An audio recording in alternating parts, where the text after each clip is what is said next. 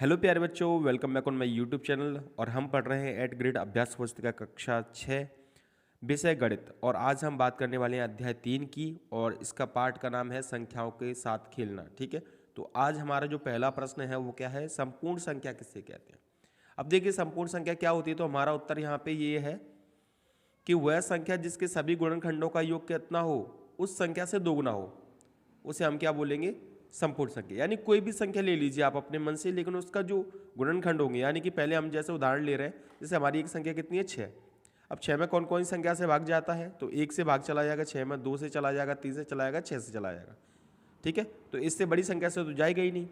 तो इसका मतलब ये है कि जब हम इन सभी गुणनखंडों को क्या करेंगे, जोड़ेंगे, और वो इनसे अगर डबल आ रहे हैं, इसका मतलब ये क्या हो गया, एक संपूर्ण संख्या हो गई। ठीक है, तो जैसे जोड़ा 6 और 3 कितने, 9, 9 2 11, 11 और 1 कितना, 12। देखो इस संख्या से सीधा कितना हो गया, डबल हो गया।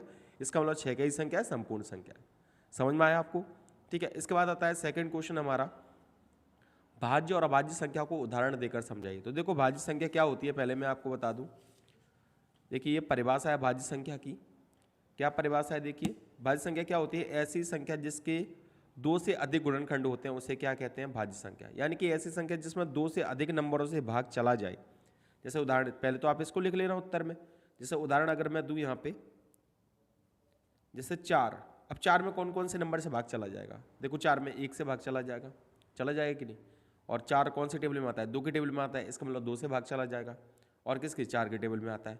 तो इसके कितने गुणनखंड हो गए, इसके हो गए 3, 1 2 3। कितने गुणनखंड हो गए, यानी कि इसमें 1 से भाग भी जा रहा है, 2 से भी जा रहा है, 4 से भी जा रहा है, यानी 4 क्या ही संख्या हो गई, भाज्य संख्या हो गई। समझ में आ गई बात। भाज्य क्या होती है, तो वो संख्या जिसके 2 से ज़्यादा गुणनखंड होते हैं, यानी ऐसा नंबर जिसमें 2 से ज़्यादा नंबरों से भाग चला जाए, तो हम उसे क्या बोलेंगे, भाज्य संख्या बोलेंगे।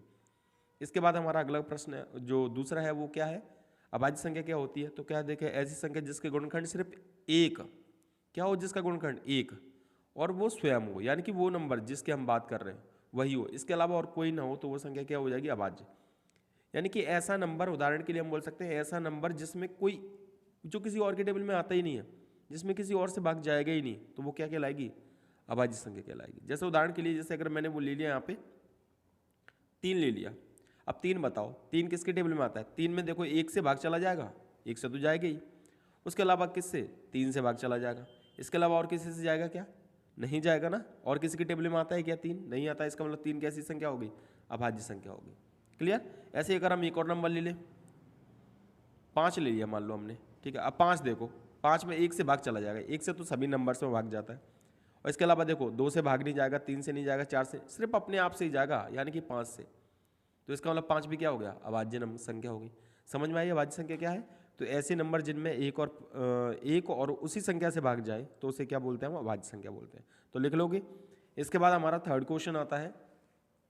देखिए हमारा थर्ड क्वेश्चन क्या है, हमारा थर्ड क्वेश्चन है 24 के सभी गुणनखंडों को लिखना है आपको। 24 के जितने भी गुणनखंड है वो सब क्या करने हैं, आपको लिखने हैं। तो 24 के गुणनखंड क्या है, तो आप क्या करोगे, यहाँ पे 24 लिखोगे। और 24 के गुणनखंड मतलब ये है कि 24 कौन कौन से टेबल में आता है।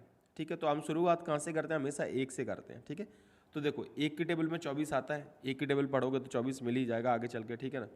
2 से कट जाएगा ये 24, बिल्कुल कट जाएगा 2 से, तो इसका मतलब 2 इसका क्या हो गया, गुणनखंड हो गया। और कौन सा हो जाएगा बताओ, 3 के टेबल में 24 आता है बिल्कुल, 3 अट्ठे 24, तो 3 भी इसका क्या हो गया, गुणनखंड हो गया। उसके बाद 4 के टेबल में आता है 24, 4 छिंग 24, यानी कि 4 आता है, या इसका मतलब 4 भी इसका क्या हो गया, गुणनखंड हो गया। 5 के टेबल में आता है क्या, ठीक है, देखो 5 के टेबल में आता है क्या, 24 नहीं आता है, इसका मतलब 5 इसका गुणनखंड नहीं होगा। 6 के टेबल में 6 चौक 24, यानी 6 इसका क्या हो गया, गुणनखंड। 7 के टेबल में 24 नहीं आता। 8 के टेबल में आता है, 8 तिया 24 आता है बिल्कुल, तो 8 भी इसका क्या हो गया, गुणनखंड हो गया। समझ में आया आप लोगों को किस तरीके से गुणनखंड मतलब ये नंबर कौन कौन से टेबल में आता है। ठीक है, यानी कि 24 में कौन कौन से नंबर से भाग जाएगा। उसका 9 से भाग नहीं जाएगा, 10 से नहीं जाएगा, 11 से नहीं जाएगा, 12 से जाएगा बच्चों। किससे जाएगा, 12 से। और 12 के बाद किसी भी नंबर से नहीं जाएगा, सीधा सीधा किससे जाएगा, 24 से। ठीक है, तो ये हो गए 24 के सभी अभाज्य गुणनखंड। आया समझ में किस तरीके से क्वेश्चन को करते हैं। ठीक है, तो 24 के अभाज्य गुणनखंड क्या क्या हो गए, 1 2 3 4 6 8 12 और 24। ठीक है, यानी कि इन नंबर से 24 में क्या हो जाएगा, भाग चला जाएगा।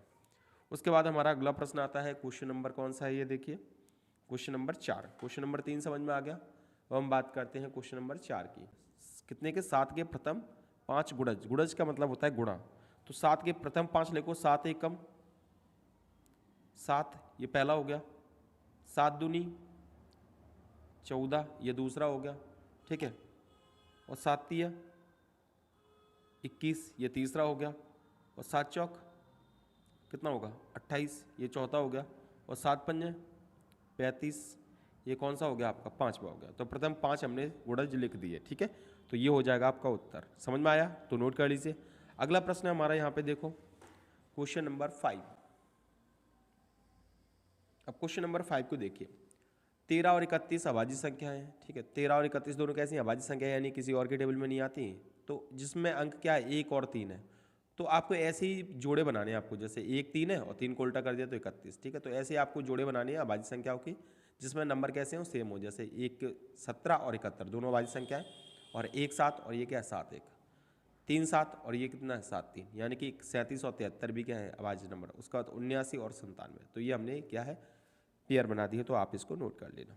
उसके बाद आता है हमारा बच्चों यहाँ पे देखो कि विभाज्यता के जांच नियम के द्वारा आपको ये बताना है कि ये संख्या 11 से, ये पहली संख्या, दूसरी संख्या और तीसरी संख्या, इन तीनों में 11 से भाग जा रहा है कि नहीं जा रहा। तो 11 का विभाज्य नियम क्या होता है? देखो जैसे अगर यहाँ पे 5 है, ये 5 कितना है? देखिए 5 4 4 5, तो आप क्या करोगे? देखो मैं एग्जाम्पल आपको समझा रहा हूँ। जैसे हमने क्या कर लिया यहाँ पे 5 4 4 5 ले लिया, अब इसके नंबरिंग कर लो 1 2 3 4। अब देखो इसमें सम संख्या वाला नंबर कौन सा है? 5। विषम संख्या वाला कौन सा है? 5 और कौन सा? 4, ठीक है, तो विषम संख्या वालों को जोड़ लो, ठीक है, विषम संख्या वाले कौन को हो गया? 5 हो गया, 4, इन दोनों को जोड़ दो, 5 और 4 जोड़ लिया हमने, ठीक है, कितना आया? 9 आ गया।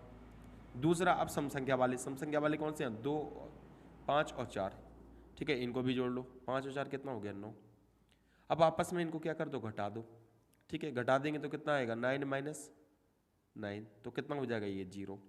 अगर ये 0 आ गया, देखो अगर घटाने पे या तो 0 आ जाए या फिर क्या आ जाए? 11, तो समझ लीजिए वो संख्या क्या है? विभाज्य, अदरवाइज नहीं है। तो हम बोलेंगे यहाँ पे 0 आ गया, इसका मतलब ये 54 45 जो है वो कैसी संख्या है? भाज्य 11 से, ठीक है, तो हम क्या लिख देंगे? यहाँ पे लिख देते हैं 54 45 11 से विभाज्य है, 11 से क्या है? विभाज्य है, याद हो जाएगा, ठीक है। उसके बाद सेकेंड है हमारा, सेकेंड क्वेश्चन कौन सा है? 13 31। देखो 13 31 को लिखते हैं, 13 31 के लिए क्या करेंगे? पहले विषम नंबर ले लेंगे, विषम स्थान, ठीक है, विषम स्थान का योग। विषम स्थान कौन कौन से? देखो 13 31 लिख लूँ, 13 और 31, ठीक है। विषम स्थान कौन से हैं? 1 2 3 4, ऐसे नंबर डाल दिया करो। तो 1 और 3 ये क्या हो गया? विषम स्थान, यानी कि 3 और 1 को हमको क्या करना पड़ेगा? जोड़ना पड़ेगा। 3 + 1 तो कितना हो गया? ये 4 हो गया। दूसरा कौन सा है? 2 और 4, इसको जोड़ेंगे। देखो पहले हमने इसको और इसको जोड़ा था, अब की बार इसको और इसको जोड़ेंगे, तो कितना हो गया यहाँ पे? समस्थानों, समस्थान का योग, ठीक है, कितना हो जाएगा? 3 + 1 हो जाएगा, ये भी कितना हो जाएगा यहाँ पे? 4, और 4 में से 4 घटाएंगे तो कितना आ जाएगा? 0 आ जाएगा कि नहीं? अगर हम इसमें से इसको घटाएंगे तो कितना आएगा? 0। इसका मतलब क्या हो गया? ये वाला जो नंबर है वो क्या है? 1331 भी विभाज्य है। तो हम बोलेंगे 1331 कैसा है? विभाज्य है, ठीक है, तो आप इसको नोट कर लेना। 1331 भी कैसा है? विभाज्य। उसके बाद देखो हमारा अगला क्वेश्चन इसी में, थर्ड वाला। थर्ड वाले को अब कर लोगे कि नहीं? जैसे यहाँ पे मैंने इसको चेक किया था, ठीक है, यहाँ पे क्या करेंगे? 1 2 3 4, तो पहले सम वालों को, विषम वालों को जोड़ लेते हैं, यानी कि 1 और किसको? 0 को, ठीक है, तो मैंने बोल दिया विषम स्थानों का योग। विषम स्थान का योग कितना आ गया? विषम स्थान देखो यहाँ पे 1 और 0, 1 + 0 कितना आ गया? यहाँ पे 1 आ गया। अब सम स्थानों का योग लिखो,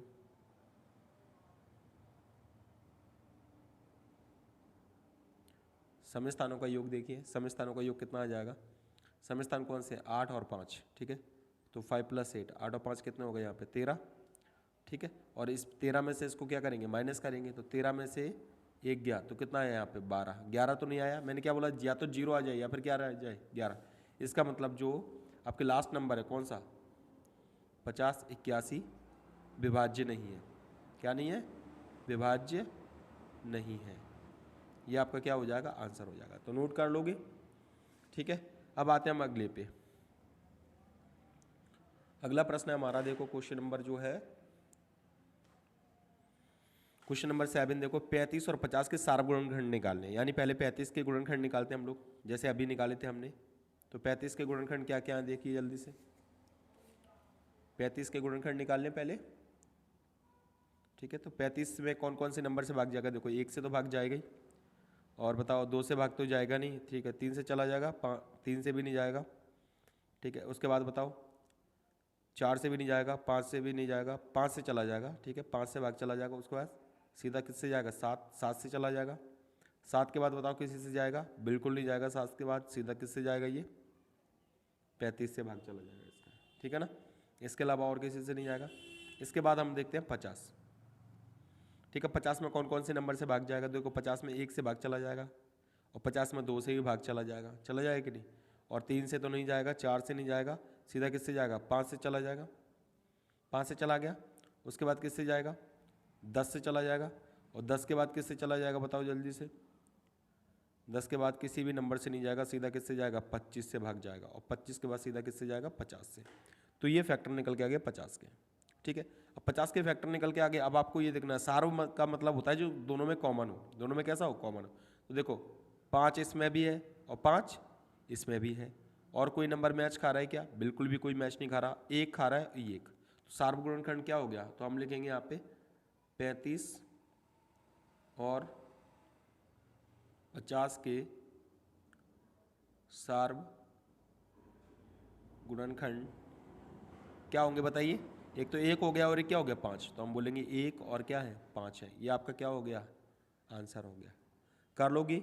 तो ये हो गया आपके क्वेश्चन नंबर 7 तक। अब हम चलते हैं, देखिए अब आप देखिए क्वेश्चन नंबर 8 को देखिए। आपको क्या करना है? 5 और 12 दोनों ऐसी विभाज्य संख्या है, तो किसी अन्य संख्या से वह सदा विभाज्य होगी। तो आपका जो नंबर है 5 और 12 विभाज्य संख्या, ठीक है। 5 और 12 से विभाज्य संख्या, 5 और 12 के गुणनखंड से क्या होगी? विभाज्य होगी। समझ में आ गई बात? अगर कोई भी नंबर आपको 5 जो कोई भी नंबर है जो 5 और 12 से विभाज्य, तो वो 5 और 12 का अगर आप गुणा कर दोगे तो उससे क्या हो जाएगी? वो विभाज्य हो जाएगी, ठीक है ना। जैसे फॉर एग्जाम्पल मान के चलो, तो कोई भी आप एग्जाम्पल ले सकते हो यहाँ पे, ठीक है। उदाहरण देने की कोई ज़रूरत नहीं है, तो आप यहाँ पे लिख देना इसको। उसके बाद आता है यहाँ पे 12, 16 और 18, क्वेश्चन नंबर 9। क्वेश्चन नंबर 9 क्या है? देखो 12, 16 और 18 का क्या करना है आपको? एचसीएफ निकालना है, यानी कि महत्तम समावर्तक। कैसे निकालेंगे? पहले 12 के फैक्टर निकालेंगे, ठीक है। 12 के फैक्टर निकाल लोगे कि नहीं, इस तरीके से। उसके बाद आपको क्या करना है? इसी तरीके से आप फैक्टर निकाल लोगे किसके? 16 के, और इसी तरीके से फैक्टर निकाल लोगे किसके? 28 के। सभी फैक्टर पहला काम है आपका निकालना, ठीक है। तो 12 के निकालेंगे तो 2 छक्के 12, 2 तिया 6, 3 एकम 3, ठीक है। ये तो निकल रहा है 12 के। 16 के निकालें 2, तो कितना आ जाएगा? 8। तो यहाँ पे कितना जाएगा? 4, और 2 दूनी 4, और यहाँ पे क्या हो जाएगा? 2 एकम 2। क्लियर हो गया? इसके बाद आएगा 28, तो क्या करेंगे? 2 से कितना आ जाएगा? 14, 2 से करेंगे तो कितना आ जाएगा? 7, और यहाँ पे फिर 7 से जाएगा, तो 7 एकम 7, ठीक है। तो ये गुणनखंड निकालिए। उसके बाद क्या करना है आप लोगों को? सीधा सीधा इसको सभी को लिख लेना है। जैसे 12 के फैक्टर लिखे मैंने, ठीक है। तो 12 के फैक्टर लिखेंगे तो कितना आ जाएगा? 12 के लिखेंगे तो 2 गुणा 2, और गुणा कितना है? 3। उसके बाद 16 के लिखो। 16 के कौन कौन है? 2 गुणा 2 गुणा 2, 4 बार, ठीक है। 2 गुणा 2 गुणा 2, और गुणा क्या है? 2, ठीक है। उसके बाद आपको 28 के लिखने हैं। 28 के कौन कौन है? तो 28 के हैं 2 गुणा 2 गुणा क्या है? 7। अब आपको क्या करना है? एचसीएफ में आपको वो नंबर देखने हैं जो तीनों के अंदर हों, ठीक है। तो एक तो ये वाला पेयर है, यानी कि यहाँ पे 2 है, और एक ये वाला है, ठीक है, यानी कि गुणा 2। और कोई है क्या? अब बिल्कुल भी कोई भी नंबर नहीं है, ठीक है। तो आपका एचसीएफ कितना आ गया? यहाँ पे 4 आ गया, ठीक है। तो इस तरीके से आपका क्या हो जाएगा?